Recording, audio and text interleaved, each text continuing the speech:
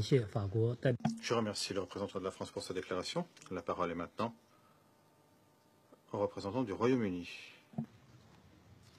Mr. President. Merci, Monsieur le Président. Normalement, je ne prendrai pas la parole avant les consultations, mais comme le secrétaire général adjoint, Monsieur Lacroix, et l'ambassadeur de la France l'ont dit si clairement, cette période n'est simplement pas normale pour la population de la RDC. Effectivement, pour de nombreuses personnes dans les régions du Kasaï, il s'agit des moments les plus sombres de leur vie. Les rapports provenant de cette région devraient nous faire frissonner, chacun de nous dans cette salle. Ces signalements sont caractéristiques de ce qu'il y a de pire dans l'humanité. Des meurtres de masse, des décapitations, des fausses communes, des millions de personnes déplacées.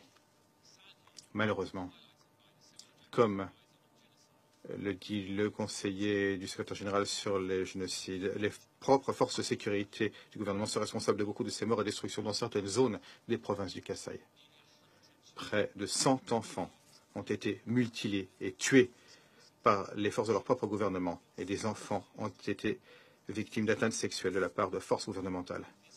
Cela représente une tendance plus large, très préoccupante. Le rapport du secrétaire général disant que 60% de 1444 violations et atteintes des droits de l'homme enregistrées en RDC ces 3 derniers mois ont été commises par des forces gouvernementales.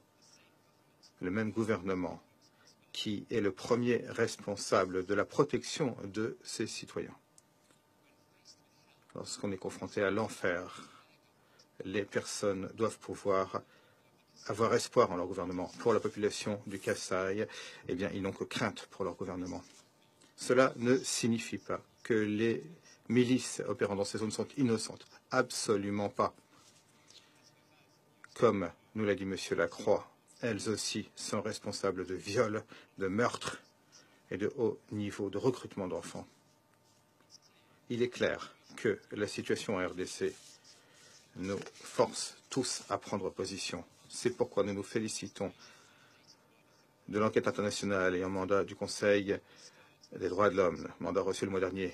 Elle doit commencer le plus rapidement possible et fonctionner avec les normes internationales de transparence et d'indépendance. Nous exhortons le gouvernement à pleinement coopérer avec cette enquête. Ceux qui sont responsables de ces crimes atroces doivent être traduits en justice. Malheureusement, Monsieur le Président, la situation dans les Kasaï n'est absolument pas un exemple isolé en RDC. Il y a également de nouvelles violences dans l'est du pays. Une grande partie de cela a une dimension ethnique préoccupante. De telles violences dans différentes zones de la RDC ne font que renforcer notre conviction selon laquelle l'incertitude et la stabilité politique à Kinshasa alimente l'instabilité et l'incertitude violente dans l'ensemble du pays. Et maintenant, cela représente une menace grave à la stabilité de la région. Nous savons tous ce qui doit se passer, Monsieur le Président, et l'ambassadeur de la France l'a dit très clairement. Le gouvernement de la RDC sait ce qu'il doit faire. Stopper la violence. Garantir la redevabilité pour les violations, les atteintes. Mettre en œuvre l'accord politique du 31 décembre pleinement. Comme le dit cet accord, les élections doivent avoir lieu dans 6 mois. Nous devons voir des progrès donnant à la population congolaise et au monde la certitude que cela sera réalisé. Cela, c'est la question qui, fondamentalement, fait augmenter les frustrations et les tensions dans le pays.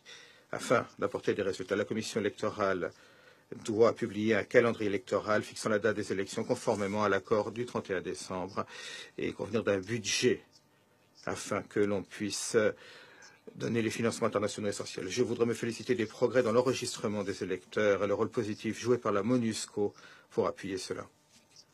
Mais ce progrès doit se poursuivre. La sécurité ne peut pas être utilisée comme un prétexte pour de nouveaux retards. En vérité, Monsieur le Président, rien de cela n'est nouveau. Nous savons depuis longtemps ce qu'il faut faire. Il est clair que notre message n'atteint tout simplement pas le gouvernement de la RDC. Les meurtres se sont poursuivis.